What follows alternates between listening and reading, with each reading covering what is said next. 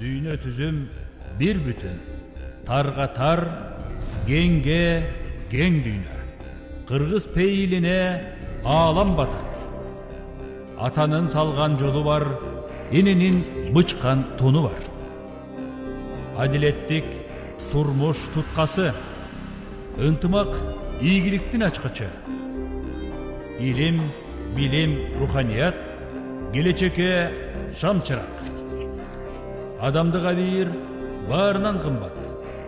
Tübölük el, ulu өлkө kurabız.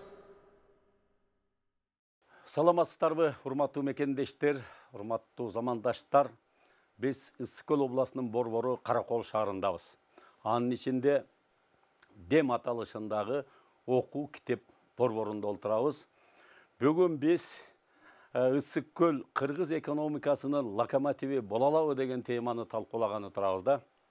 Анан дүйнөлүктөн келди дагы эл аралык тоо жылы деп аталган биздин президенттин темилгеси менен Кыргызстанда дагы тоолордун экосистемасын коргоо, климаттын туруктуулугу жөнүндө атайын жарлык чыккан. Бул бүгүнкү көрсөтүүбүз ошол жарлыкты турмушка ашыруунун алкагында өтүп жатат десек туура болот. Мен ушу бүгүнкү кереге кеңешке келген коноктор менен сиздерди тааныштырып коеюн. Үсенов Талант Үсенович, Ысык Көлдү өнүктүрүү фондунун башкаруу дирекциясынын өкүлү. Сиздин дагы бир талантыңыз, атыңызда талант турбайбы? Талантыңызды өзгөчө белгилегим келип атат. Кыргызстандын жөөгүлүгү 16-17 жолу Кыргызстан чемпиону болгон экен. Азыр өзү 70ке таяп калса да ошон үчүн чачыгап кара жаш бойдон спортту сүйгөн агабыз катышып отурат. Ахмет Шарипов Асылбек Автандилович, Кыргыз Республикасынын президентинин Ысык Көл облусундагы ыйгарым укуктуу өкүлүнүн аппаратынын экономика жана аймакты комплекстүү өнүктүрүү бөлүмүнүн башчысы. ЖИАнын Ысык Көл областу боюнча филиалынын мүдүрү Райымкулов Нурдин Райымкулович. Рыспеков Рыскелди Рыспекович, жеке ишкер. Макеев Ахмет Токтакожаевич, туризм тармагындагы жеке ишкер, барып алыңыз. Өмүрканов Бакыт айыл чарба өндүрүш тармагындагы жеке ишкер. Жаныбеков Нурмухаммед айыл чарба мал чарба тармагындагы жеке ишкер. Мусакеева Бегайым Орозбековна, мына ушул өргөнүн дейбизби Дем окуу китеп борборунун директору. Мамлекетти кармап турган өзү бир 3 негизги устун бар да. Бул биринчи коомдук саясий система, экономика, анан идеология. Мына ушул 3 устун туура коюлса, болгондо да илим багытында айта турган болсок, ал улуттук иденттүүлүктүн негизинде ошол элдин менталитетине, кулк мүнөзүнө жараша түзүлгөн болсо, анда эч качан жаңылуу болбой турганын илимпоздор да айтып келатат.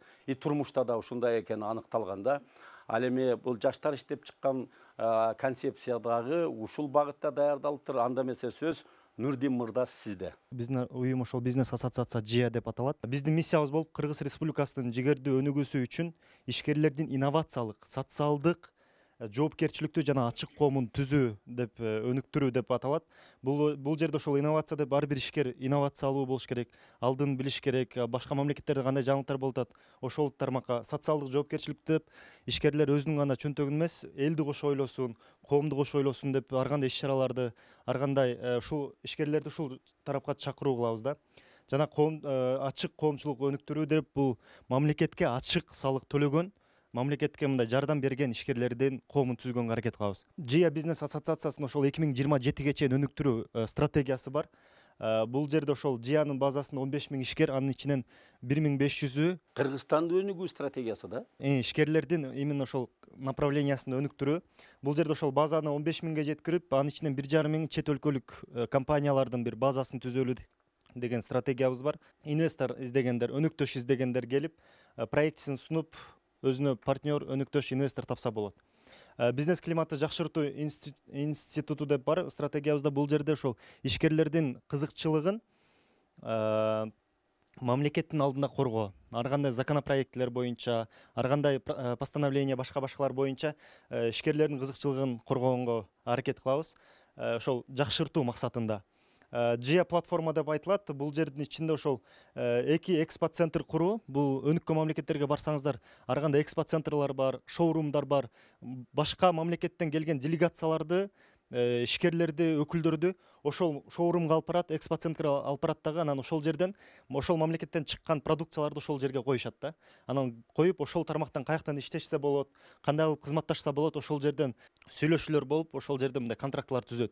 Ошону буюрса bizde эки экспо центр куралы деген максатыбыз бар. Coworking JIA дейбиз. Бул жерде ошол ишкерлер, бир ишкер кирип, бул жерден эң аз компаниясын ачып, полный маселесин чечип анан чыгып кеткен бир coworking курууга максатыбыз бар да.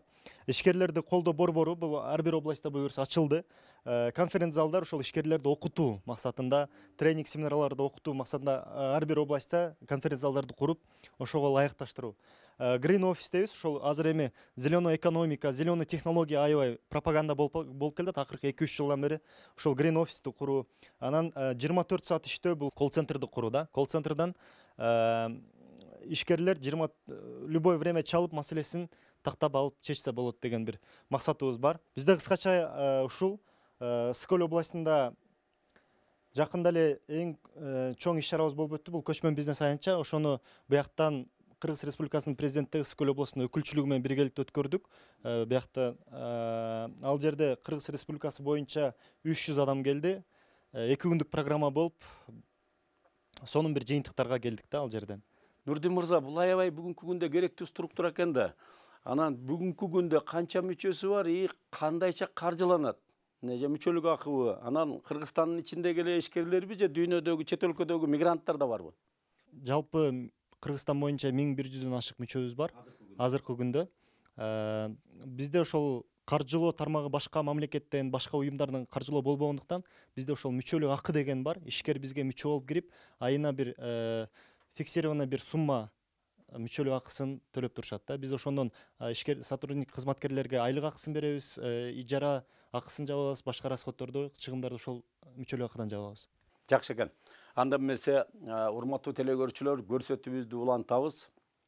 Биз азыр Каракол шаарында Кыргыз ааламынын Ысык көл Кыргыз экономикасынын локомотиви боло алабы деген теманы талкуулап жатабыз.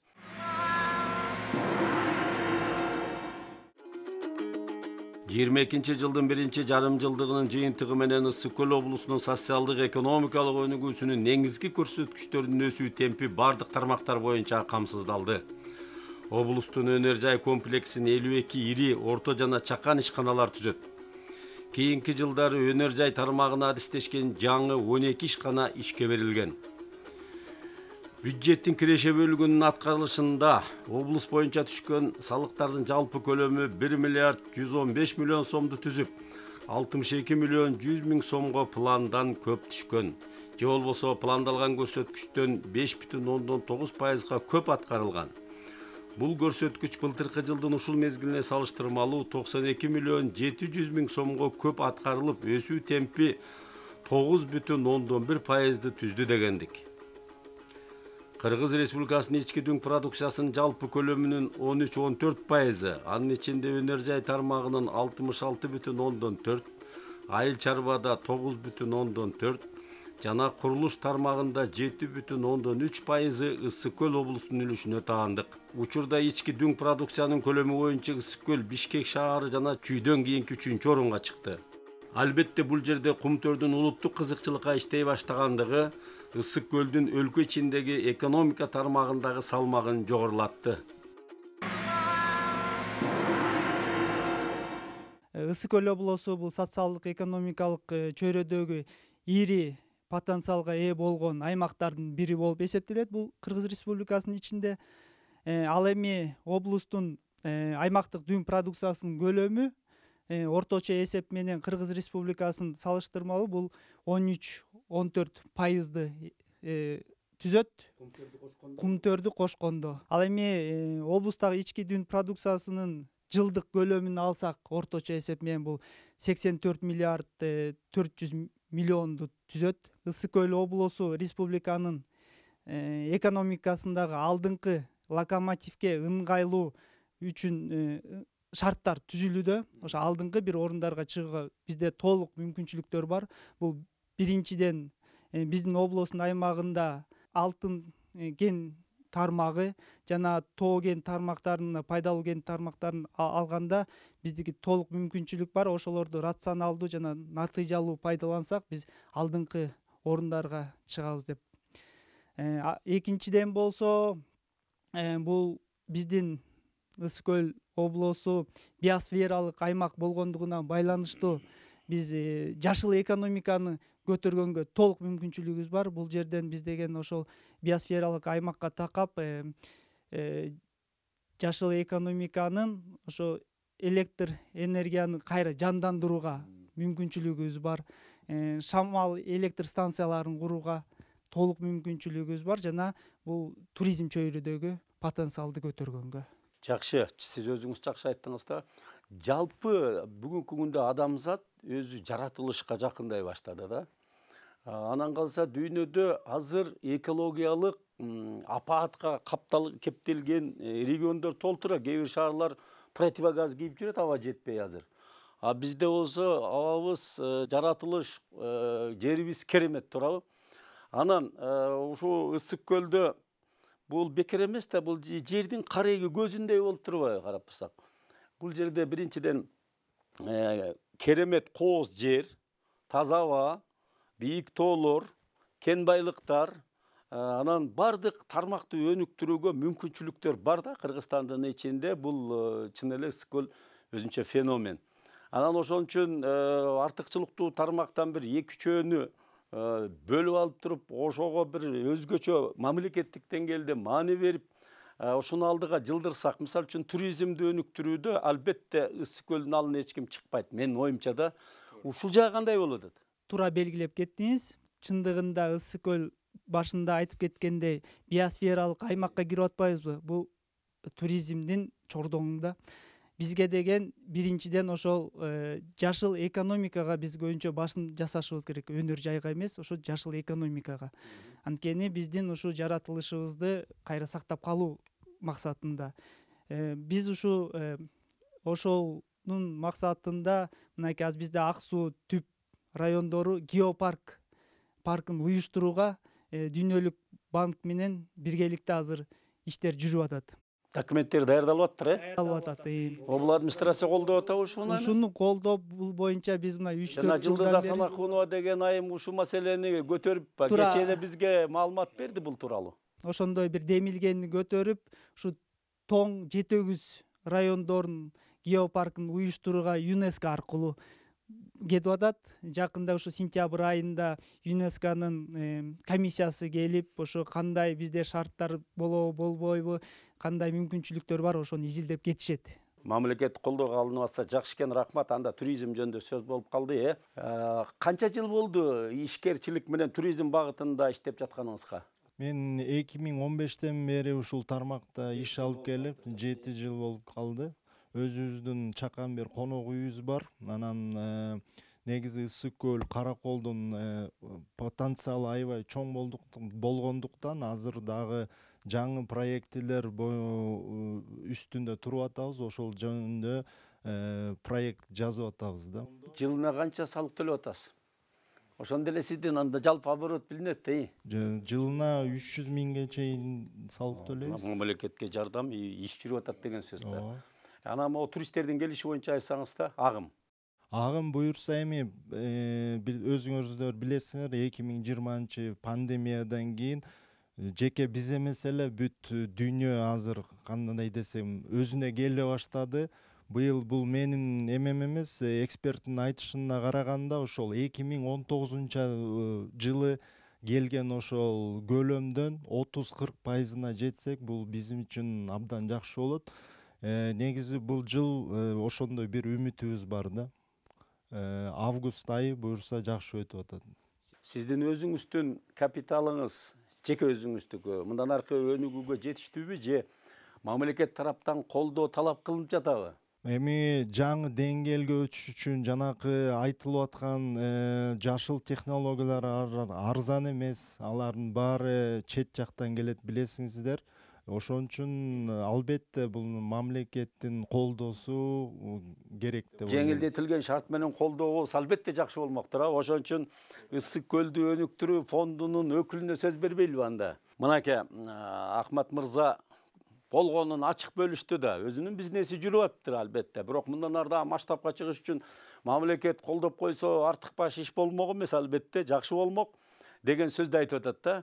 Азыр жана Ысык көлдү өнүктүрүү фонду бир топ иш жасап атат. Кумтөр канча процент бөлүп атат ошондо сиздерге?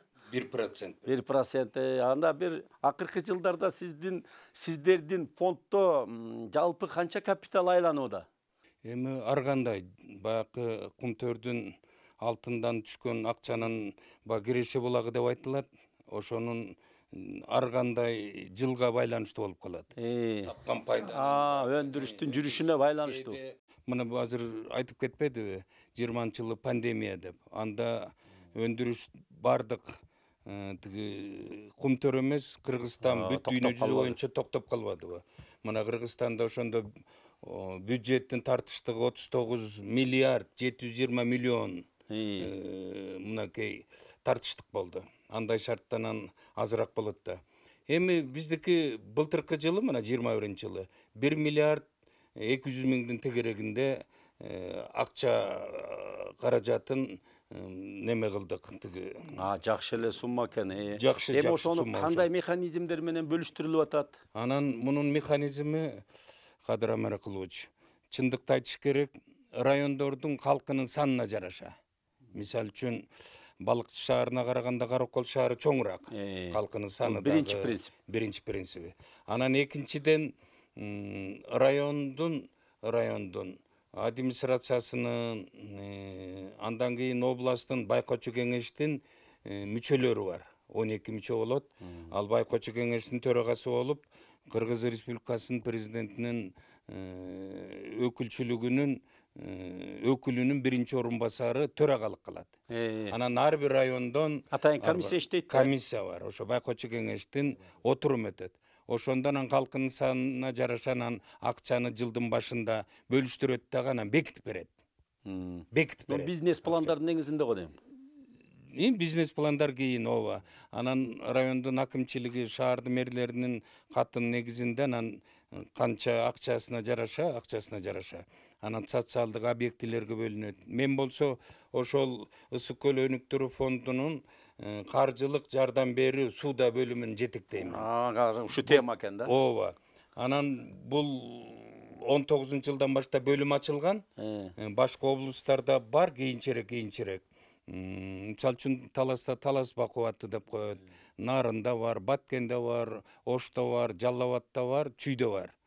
Биздики алардан айырмачылыгы адегенде 1,5% менен бергенбиз. Кийинчерээк анан пандемия оорусунан кийин 1,5%ди алып салдык. Чакан орто бизнести өнүктүрүү. 6 айлык каникул менен. Проценти жок берилет. Проценти, пайызы жок. Бул дүйнөлүк практикада мындай жок. Бирок кайтарым болуш керек. Кайтарымы менен берилет. Кайтарымы. Ошо келишим түзүлөт дагы ишкер менен. Анан адегенде 3 жыл болчу башында. Азыр 5 жылга. Аябай жакшы шарт экен. Абдан жакшы шарт мынакей. Банктарда болсоңуздар билесиздер, эң баягы арзаныраак жагы 6% менен, кийин өкмөттүн эмеси менен 10% менен, пайыз менен берилип жүрдү. Бизде пайызы жок. Анан муну ар кандай элдер айтат, мындай жалаң чоңдор алат экен, колунда барлар алат экен деген. Ал сөз дагы ошол адилеттик жагы, калыстык жагы сакталып атабы, мыйзамдуулук жактары деген. Мен ошо жөндө айтайын деп атамын. Муну дагы ошо райондо, муну облустан чечпейт. Райондук администрацияда өздөрүнүн байкоочу кеңештери бар. Анан ишкерлер Жети Өгүз району болсо мисалы үчүн. Жети Өгүз районунун байкоочу кеңешине ишкерлер бизнес план түзөт. Ошо планды алып алып, бизнес планды алып алып барып ошол жерден жакташат. Андан өтүп келгенден анан рай администрациянын башчысынын, акимдин буйругу тескемеси менен, анан каты менен анан областтык тиги Фонддон. ысык көйлөнүктөрдүн фондуна келет дагы байкоочу кеңештен анан 12 кишинин жактыруусу менен анан бериле баштайт. Түшүнүктүү. Мына биз азыр жаш ишкерлер ассоциациясынын демилгесин жасап аткан иштерине күбө болдук да. Даяр структура экен, иш жасап атыптыр. Эгерде булар сиздерге атайын өтүнүч менен мынау иштерди өнүктүрүш үчүн деп кайрылса, бул секторго да берүү мүмкүнбү? Беребиз. Берилет, жакшы экен да анда мына. Бүт Кыргызстан боюнча укту, Анда эмесе көрсөтүүбүздү улантабыз.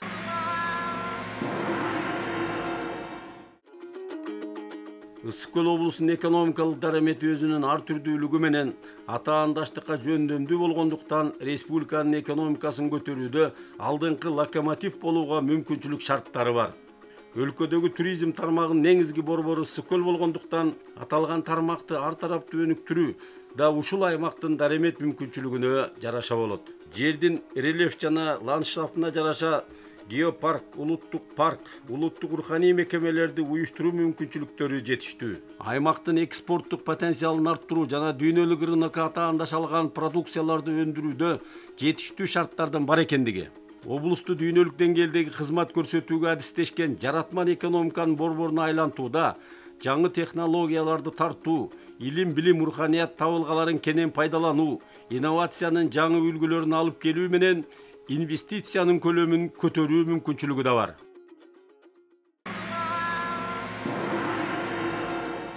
Урматтуу туугандар, могу жаш ишкерлердин пикирин укпайлыбы?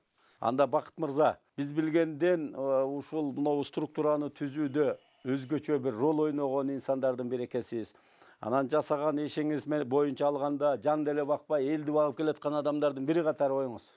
Биздин дыйкандар өндүргөн жана сырттан импортталып келип аткан буудайларды алып, ошондон ун чыгарабыз. Ун чыгаруу тармагындабыз. Өзүңүздөр билгендей, айыл чарбасы бүгүнкү күндө өтө чоң бир өзгөрүүлөргө муктаж болуп турат. Бул биздин тармагыбыздагы баягы 2015-жылы биздин Кыргыз Республикасы Евразиялык экономикалык союзга мүчө болуп киргени ушул жол картасында да көргөзүлгөн болчу. Ушул Евразиялык экономикалык союзга мүчө болуп кирсе, Кыргызстанда кайсы тармактар биринчи жабыркайт, кайсы тармактарда өсүштөр болушу мүмкүн деп баягы жол картасын түзгөндө эксперттер аныктап чыгышкан. Ошонун сап катарынын башында ушул ун чыгаруучу мекемелер оор акыбалга дуушар болот деп көргөзүлгөн болчу. Ошол айтканындай эле 2014-жылга чейин Кыргызстанда 60-тан ашык ун чыгаруучу заводдор боло турган болсо, комбинаттар 2020-жылга алардын арасынан 22-23 эле калдык да. То есть көбү жабылып, бөлөк баягы багыттарга Себептери эмнеден болду? Иштерин өзгөртүп кетишти. Себеби дегенде ички рынокты коргоо деген мамлекеттик саясатта болуш керек да, туурабы? Мисалы үчүн Казакстанга бул жагынан конкуренцияга чыгыш да кыйын, бирок ошентсе да биз ички рынок мамлекет тарабынан корголуп атабы? Ошол багытта быйыл ушул иштер байкалды. Анын себеби да болду окшойт. Мамлекет биринчи жолу ушул ишкерлерге навстречу чыкты деп койсок болот. Анын себеби ушул Россия мамлекети Украинада болуп аткан согуштук баягы жагдайларга ылайыктуу убактылуу чектөөлөрдү 15 март 2022-жылдан 30 июль 2022-жылга чейин киргиздигине байланыштуу кээ бир жанагы товары первой необходимости деп коет. Ошолордун катарында ушул буудайлар, ундар, суу майлар, арпалар малдарга бериле турган корумдардын катарында балыктарга берилчү корумдар, айтор бир катар ушул продуктыларга чектөө коюп, убактылуу чыгарбай койгонуна байланыштуу биздин ушул өзүбүздүн кыргызстандык рынокто деп койсок, потребность баягы буудайга, унга болгон жана башка ушул предмет первой необходимости дегенге байланыштуу болгон дефицит сезилди да. Анан ошол жагдайдан чыгуу үчүн мамлекет биринчи жолу айтылды, ушу тарыхта биринчи жолу матрезерв, то есть атайын биздин жанагы материалдык резервтер фондусунан ушул ишкерлерди бир чети колдоо багытында, бир чети ушул рынокто таңкыстыкты жаратпаш үчүн ошол жактан 15 000 тонна буудайды ушул 2 айдын аралыгында разбронировать этип, атайын антимонополиядан баа коюлуп, ушул ишкерлерге сатылды. То есть бизде болгон тегирмендердин баарына ушул биздин баягы мукаммалдардын ассоциациясы бар. Ошолордун аркылуу баарыбызга бөлүштүрүлүп берилди да. Анан баарыбыз ошол алган буудайларды ун кылып чыгарып, ошол эле учурда антимонополия буудайга кандай баа бекиткен болсо, унга дагы баа бекитип берди. Ошол баадан аша албайсыңар, ушул баа менен күзгө чейин иштеп элге ун бергиле деп. Анан ал резервди кайрадан ордуна коюу жеке сектор силерге тапшырылдыбы же мамлекет өзүнө алдыбы? Жок, ал ордун толтуруу боюнча кайра эле өздөрү иш аракеттерди кылышат. Биз баягы ун багытында элдерге мындай ажиотаж акыркы убактарда көп байкалып атат. Бир Кыргызстанда туруп эле бир ушундай ажиотаждар пайда болуп кетет. Элдердин бир агымы көбөйүп бир продуктыларга. Анан эле бир аз убакыттан кийин балким ал ашык чагылып алгандай болуп кээ бир адамдар ушул байкала баштады да. Ысык көл негизи буудайдын жакшы өстүрө ала турган мекени деп койсок болот. Илгертен Чүй облусу менен ушул Ысык көл облусуна өтө басым жасалып келген. Ушул кылкандуу дан эгиндер боюнча акыркы убактарда биздин ушул бир чети дан эгиндерине болгон мамилебизби же бир чети дыйкандарга жардамдардын аздыгынанбы элдер унту сатып эле жеп алат экенбиз. Лучше анын ордуна бөлөк баягы культураларды айдап, ошол жактан киреше таап алат экенбиз деп, бул өтө кыскартып ишти. Бакыт мырза, ишкерлик жагыңыз жакшы экен. Сиз өзүңүздөр, сиздердин фирма жерге кадыресе дыйкан катары буудай өстүрүп, анан бул жагы да кетип атабы же буудайды сатып алып эле ун кылып атасыздарбы дегендей да. Жакшы суроо болду. Бүгүнкү күндө ишкана болгондон кийин сөзсүз өзүнүн дагы сырьёну ала турган багыты болуш керек. То есть биз биринчи очередте жерди өзүбүз өстүрөбүз. Анан аны менен катар эле чоң жерлерди баягы арендага алып иштеткен же кандайдыр бир учурларда сатып алып, менчиктештирилип, азыркы күнгө чейин жакшы ишкер мындай жер айдаган фермерлер бар. Ошолор менен дагы тыгыз байланыштабыз. Алар менен бардык учурларда эмне айдаш керек, кандай айдаш керек деген даже маселелерди кээде талкуулап да турабыз. Жакшы экен. Акыркы жылдары мамлекетке канча салык төлөдүңүз? Мамлекет бул жагынан кайрылып келип бар эл мамлекет деген түшүнүктө. Мамлекет бул жагынан эми азыркы акыркы убактарда салык жагынан өтө контролду катуу коюп баштады. Жаңы налоговый кодексте ишке кирди, өзүңүздөр билгени. Бирок бир жакшы жери мамлекет ушу акыркы баягы салык кодексин ишке киргизүү менен катар эле биздеги бул азыркы баягы азык-түлүк коопсуздугу деп коебуз, продовольственная безопасность деп. Бул акыркы 2021 жылдагы кургакчылыкка байланыштуу биздин Кыргызстанда да дан өсүмдүктөрүнүн өсүшү аз болуп калган. Ошол багытта анан ушул 2022 жылкы Россия менен Украинанын ортосундагы болуп аткан жагдайга байланыштуу дагы бир себептерин негизинде бизди жеңилдетилген шартта иштөөгө уруксат берген. Азыр биз сырттан импорттап буудай алып келген болсок, жанагы косвенный налог деп коет 12%. Ошону да төлөбөйбүз. Андан өндүрүлүп, чыгарылып, сатылып жаткан унга дагы НДС төлөбөйбүз азыркы учурда. Калган налог жакшы, бизде көп учурда рынок дүйнөгө чыгууга келгенде да жаныбызда океандай болгон Кытай турат да, ушуга бир азык-түлүк жагынан алганда да Кыргызстандыкы таза турабы экологиялык жактан. Ошол эле дан азыктарын алалы, жашылча жемишин алалы, керек болсо сууну. Биз бүткүл дүйнөлүк соода уюмуна ушу СНГден эң алгач биринчи үчөө болгонбуз. Ошону да жакшы колдоно албай калдык да Кыргызстан турабы. Ошол бүгүнкү күндө 1 литр бензинге караганда 1 литр суу кымбат болуп атат дүйнөдө. Ушуну дүйнөлүк рынокко алып чыгуу багытында бир эле сиз эмес, ушунун тегерегинде да сөз кылалы.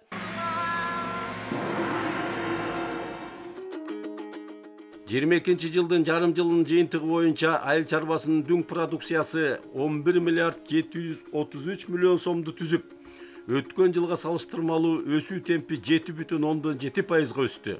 Облустун суу чарба ирригация тармагына республикалык бюджеттен 22 жылга карата 97 миллион 200 миң сом каралган. Бул өткөн жылга салыштырмалуу 9 эсеге көп дегендик. Халкты таза суу менен камсыздоо багытындагы курулуш иштерине 1 миллиард 47 миллион сомдун тегерегинде сарпталган. Бүгүнкү күнү болжол менен 207 миңден ашуун адам таза суу менен камсыз болушту. Жашыл Мурас жана тазалык улуттук долбоорунун алкагында бардыгы болуп 136 миңден ашуун бак тарактардын көчөттөрү олтургузулуп, 16 гектар жер аянтына парктар уюштурулду. Ошондой эле 743 километр ички каналдар жана арыктар тазаланып, пайдаланууга берилди. Тазалыкты сактоо, экологияны коргоо иштери системалуу колго алынууда.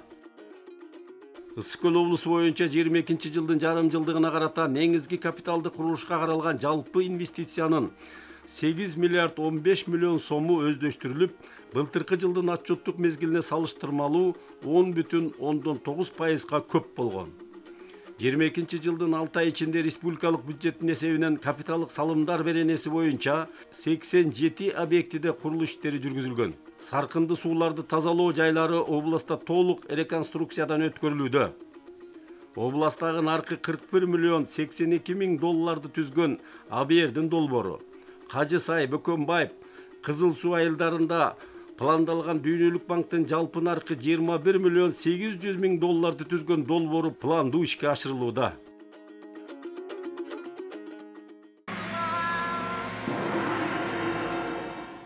Нурмухаммединин ушул айыл чарба, мал чарба жагында ишкерчилик менен аракеттенет экен да. Биз жалпы кыргыз экономикасынын контекстинен алып караганда дүйнөлүк рынокко эмне бере алабыз деген маселе бар да өзү. Шуга келгенде мындай айыл чарба товарларын этти баш кылып, бал жана башка жашылча жемишти алыс барбай эле Кытайга чыгарсак эмне болбойбу мисалда.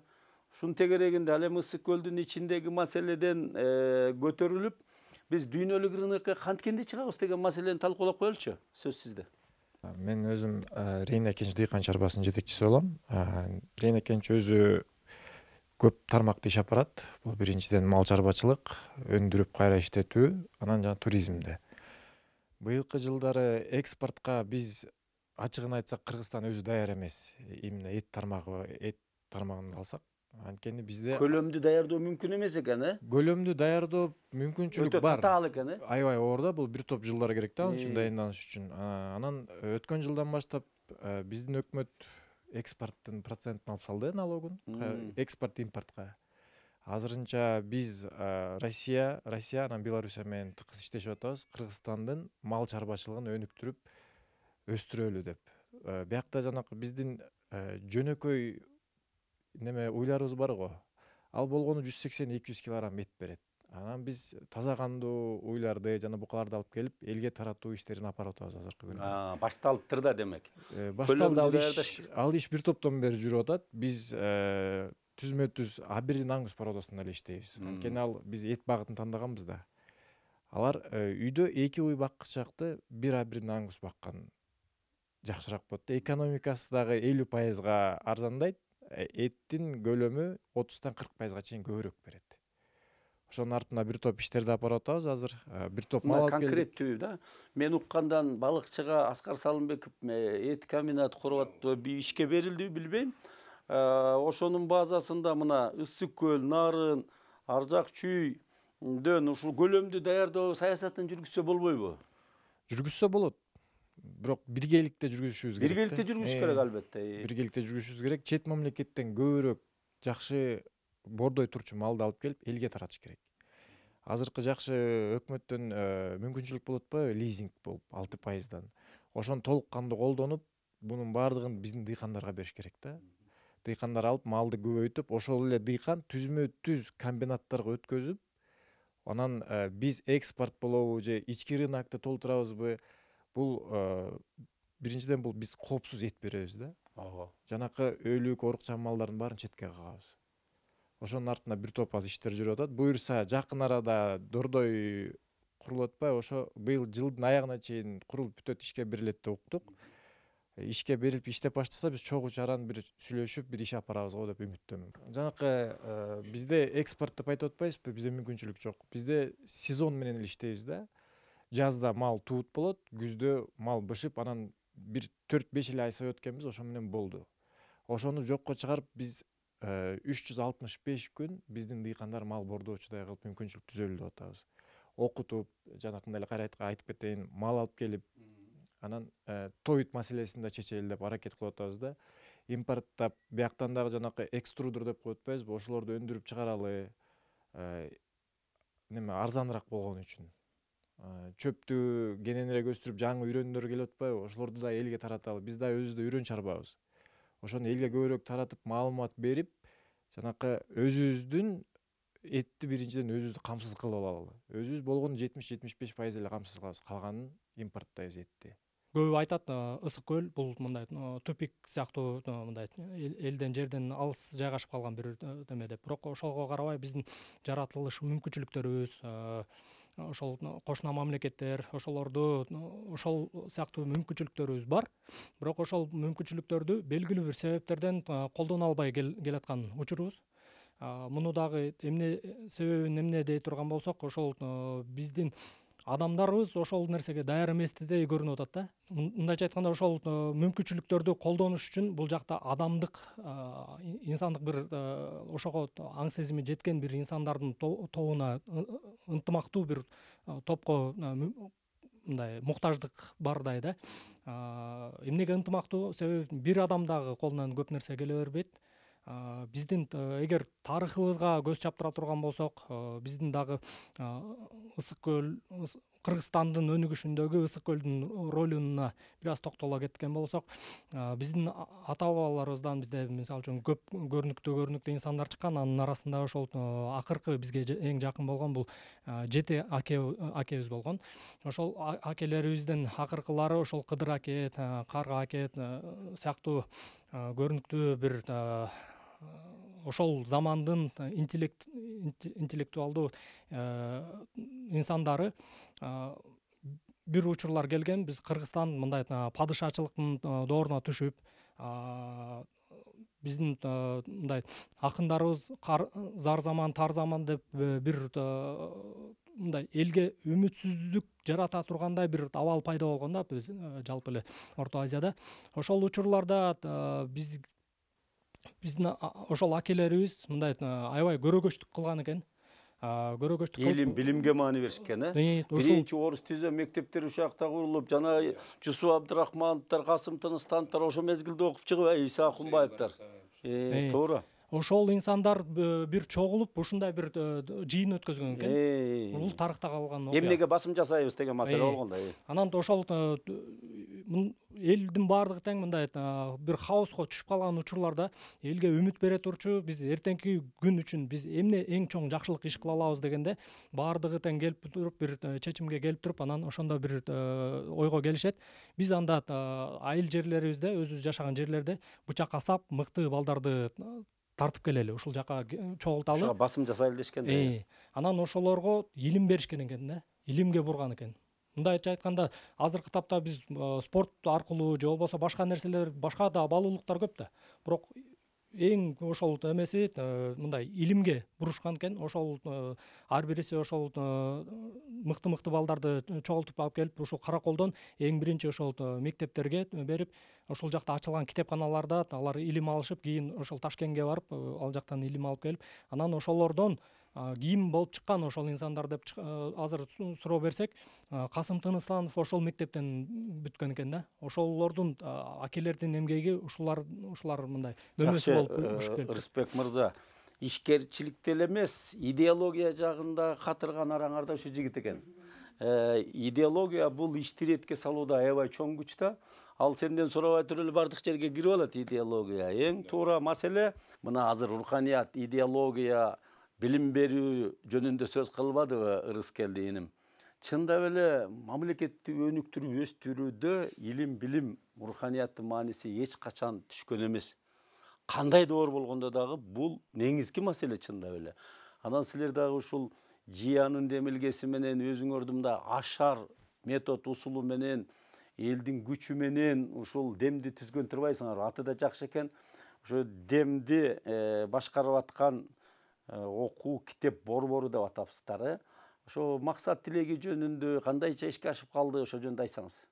Чындыгында дем абдан уникалдуу бир долбоор да. Мунун ошол түптөлүшү да өзү кызыктуу. Себеби ар бир бияка келген коноктор, региондордон аябай көп коноктор келип кетишти ачылгандан бери. Ачылганыбызга 2 жыл болуп калды. анан чет өлкөдөн же болбосо миграцияда иштеп жүргөн кезде баш багып калган адамдардын эле эң биринчи сураган суроосу мунун ээси ким дейт да. Анан биз бул суроого идея кимден деп анан ээси ким десе эле биз мунун ээси жок деп айтабыз. элдикидеги эле да. Ээси жок себеби элге кызмат кылып атат. элдик китепкана себеби бул сиз айтып өткөндөй ашар жолу менен түзүлгөн да. Анан мына орусча айтканда подвох издеп калышат да. Эмнеге депчи баягы тойканалар салынып аткан учурда китепкана салышып, анан акыбетин күтпөстөн кандай ресурсу колунда болсо ошонусун салым жасап, акчалай болобу, материалдык тараптан болобу, ошол эле китептер мененби же өзүнүн кара күчү мененби салымын кошуп, эч кандай мунун жообун күтпөй турган аны эмнеге депчи, анан баягы бул жерде эч кандай деле өтө өзгөчө нерсе жок. Бул адамдардын кайдыгер болбошу, ушул Караколдун тургундары, бирок Караколдун тургундары деп эле чектеп коюш да туура эмес, себеби чет өлкөдөн дагы бизге көп жардам келди. Биз ошол кыргыздар эле мигранттар жардам берди. Кыргыздар эле, анан ортодон кыргыз болбогондор дагы кошулуп атты. Бул ошол ыкманын өзүнүн уникалдуулугу, анан мындайча айтканда ниеттеринин тазалыгы. Ошол сөзсүз түрдө мен ушул жерден бир 2-3 жылдан кийин же 5 жыл, 10 жылдан кийин бир пайда көрүп калайын, же ушундай социалдык жоопкерчиликтүү бир инсан катары көрүнүп калайын деген дагы ары жагында ойлору жок. Аябай таза ниеттүү, анан ар кандай сферада иш алып барып келген. Алардын арасында ишкерлер да бар. Мына ушул жерде отурган ишкер байкелер өздөрүнүн жардам беришти булар дагы. Албетте, мындай жардам берди деген сөз болбойт, өздөрү ушул жерде уюштуруучулардан болду дебесиңер. Ооба, негиздөөчүлөрдүн бир тобу бул жакта отурат. Анан кийин бул долбоордун негизги максаты ошол Рыскел байке айткандай, адамдардын аң сезими менен иштешибиз керек болуп атат да. Мисалы үчүн мүмкүнчүлүк абдан көп. Кандай иш-чаралар өтүп турат бу жерде? Биздин негизги аудиториябыз бул албетте билим берүү тармагынын бардык катышуучулары. Баарлашуу, илимий конференция, тренинг сыяктуу нерселер өтүп турат деп мен түшүнөм. Биз мектептин мугалимдерине да кайрылганбыз. Бул сиздердин платформа, бул сиздердин аянтча. Каалашыңарча келип колдонгула деп айтканбыз. Ачык сабактан баштап бир кандайдыр бир китептин бет ачары болобу, кандайдыр бир ийгиликке жеткен инсан менен жолугушуу болобу, ошондой иш-чараларга чейин, мисалы комуздун көргөзмөсү деген музыкалык кече, кино кечелери, оюн кечелери деп ар кандай форматта иш-чараларды өткөрө берсе болот да. Бул жактын эч кандай бир мындайча айтканда бекитилген бир кандайдыр бир шарттары эмеси жок да, эрежелери жок. Президентибиз чыгарган инсандын руханий адеп, акылактык өнүгүүсү, анан улуттук нарк жөнүндө жарлыктар чыкпадыбы жакшы. Ошолорду турмушка ашыруунун ушул жерде иш-чараларын өткөрсө аябай ыңгайлуу жер экен. Ооба. Эң негизгиси бул жер ошол окуучуларга, студенттерге, мугалимдерге багытталып, анан жалпы эле шаар тургундары, китеп сүйүүчүлөр үчүн багытталып, эң негизги өзгөчөлүгү бул ошол бияктын багы өзгөчө бир атмосферасы, өзгөчө аурасы. Бизге да жакты, сизге анан ушул дем борборуна ийгилик каалайбыз.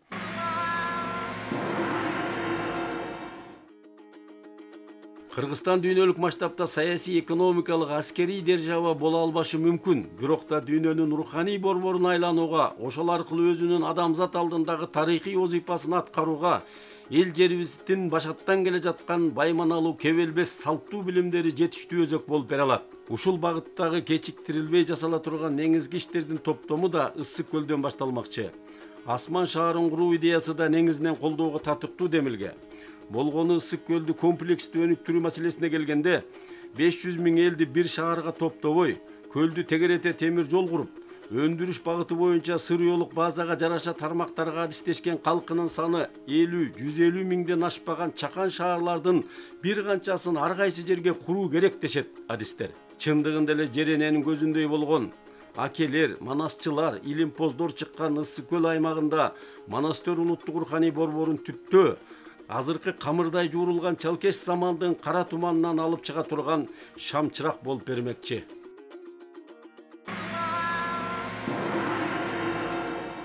Кыргызстанда анын ичинде Ысык көлдө өндүрүлгөн айрыкча айыл чарба товарларында жашылча жемиш жана айтылгандай мал чарба жана башка ушуларды бир мамлекеттик координация алып жана айтылгандай тышкы рынокко чыгаруу мүмкүнчүлүгү канчалык? Эми абдан муну эми жогорку деңгээлде сүйлөшүш керек, конечно. Айрым бир жетекчилер келип ошо облуска Сары Жазын суусун бурам деген дагы бир маселелер көтөрүлгөн. Анан мен айткам убагында ал Сары Жазын суусу бул жерде чечилбейт, ал Пекинде эки мамлекеттин президенттеринин деңгээлинде чечилет деп. Анан азыр Нурбек балам жакшы айтып кетти. Кытай өзүң жакшы белгилеп атасың. Кытайда деген мынакей дүйнө жүзүндө биринчи орунда турат. 1 миллиард 400 миллиондон ашык калк жашайт экен. Бу жерге деген мынакей эт дагы, сүт дагы, картошка да, алма да азыр мына абрикосторубуз өтпөй турат. Мына таң калат, чет мамлекеттен келгендер таң калат. Бир жакында бир эки адам келип кетти, тиги уулумдун эмелери. Достору болот экен Камчаткадан, анан Сахалинден.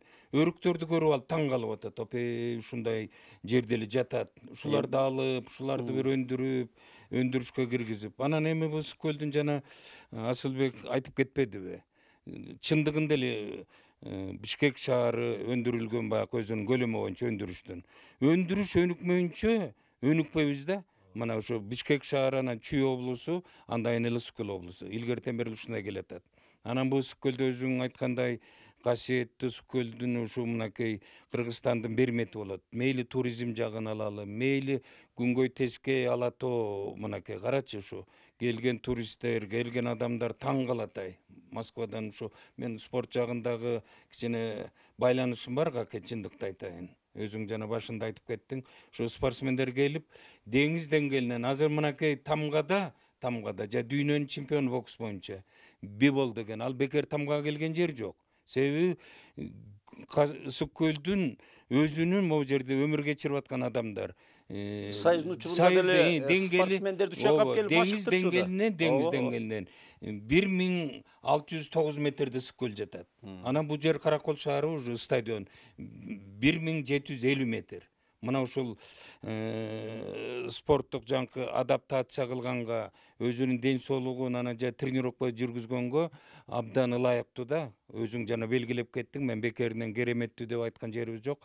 17-18 мамлекетке баргам. Илгери Союздун убагында анда абдан улуу держава Советтер Союзу. Анда Украина да бар, Белоруссия да бар, Прибалтиканын 3 мамлекети бар, Литва, Латвия, Эстония дегендер.